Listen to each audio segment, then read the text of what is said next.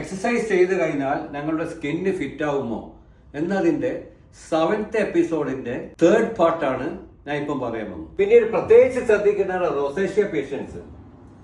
റൊസേഷ്യ patients ഞങ്ങളുടെ body temperature increase ചെയ്യുമ്പോൾ അത് അഗ്രവേറ്റ് ചെയ്യാൻ ചാൻസ് ഉണ്ട്. അതിന് റൊസേഷ്യ പേഷ്യൻസിന് ഏറ്റവും നല്ലത് സ്വിമ്മിംഗ് ആണ്.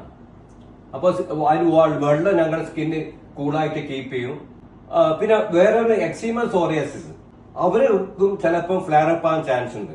നല്ല ഭയങ്കരമായിട്ടുള്ള എക്സസൈസ് ഒക്കെ ചെയ്തു കഴിഞ്ഞാൽ, കൂടുതലായിട്ടുള്ള സ്ട്രെന്നസ് എക്സസൈസ് ഒക്കെ ചെയ്തു കഴിഞ്ഞാൽ അത് സാധാരണത്തിൽ വരുന്നതെന്ന് വെച്ചാൽ ഞങ്ങൾ വേർക്കുമ്പോൾ ആ വേർപ്പിൽ കുറച്ച് സോൾട്ട് ഒക്കെ ഉണ്ടാവും.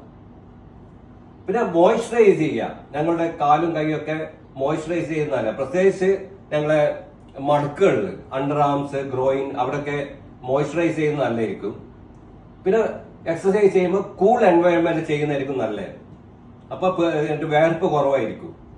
പിന്നെ സൂൺ ആഫ്റ്റർ എക്സസൈസ് ഒന്ന് ഷവർ ചെയ്യുക. കൂടെ വാഷ് ചെയ്ത് കഴിഞ്ഞാൽ ഞങ്ങളുടെ സ്കിന്ന് ഡ്രൈ ആവും.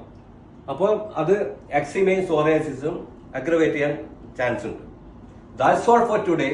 Please take care of your health and your skin. Bye bye.